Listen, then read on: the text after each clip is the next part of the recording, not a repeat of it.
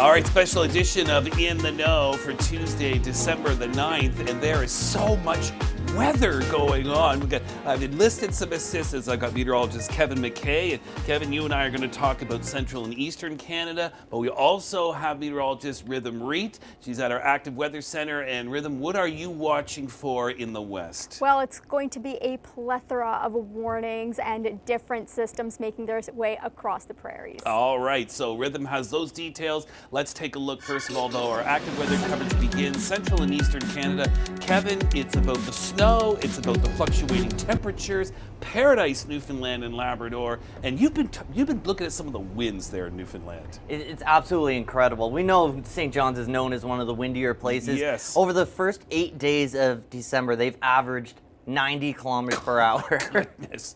Wow. Meanwhile, there's the cold steam coming off the open water in Ontario, and you've been dealing with an early start to winter weather. All right, there's a couple clippers moving across Ontario. Kevin, break this down for us. So this is the first one. This is Tuesday. This is kind of the warm-up event. Okay. It's going to give way to maybe even some lake effect by the overnight as the next one comes in. This has more moisture, but also more warm air for the GTA. All right, so this could be trouble for your drive tomorrow morning, so set that alarm clock earlier. And then you see more so Ottawa and Montreal. This is later in the day, Wednesday. And then, Kevin, what are we seeing here? That's the lake effect starting by Wednesday afternoon, and it's going to continue right through Thursday. So about a 36-hour window. It'll turn off by Friday. All right, so we could see, again, copious amounts of snow for the snowbelt areas. Around the GTA, about 10 centimeters for the two combined, maybe lesser amounts near the shores of Lake Ontario, Ottawa, Montreal. This could be a pretty good dump of snow. All right, speaking of Montreal, Kevin, you've been doing some snooping around temperature-wise.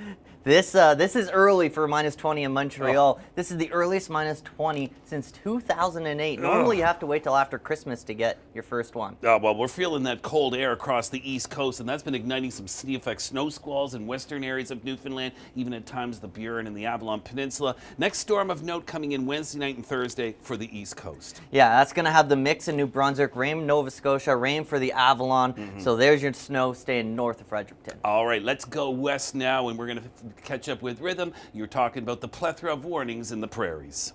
One system after another impacting the region. Now, when we do take a look at some of the model setup, what we can be looking at is the fact that we are going to be dealing with some freezing rain right across portions of Regina through this morning, heavy snowfall down towards the southern end of Alberta. Now, that's going to make its way out, and then we get a secondary clipper. The second one is going to remain mainly towards the northern end of Alberta and in and across portions of Saskatchewan. Then the third one, that's going to bring some heavy snowfall across portions of Edmonton down towards Red Deer as well. So 5 to 10 centimeters of accumulation from Edmonton down to Red Deer, right along where that secondary system follows, 15 to 20 from Prince Albert down towards Brandon as well. And when we take a look at one system after another, this really highlights which area is getting the heaviest based on the track of the clipper. The first one is through today, the second one is through tomorrow, and the third one sinking south as we head towards our Thursday. Now,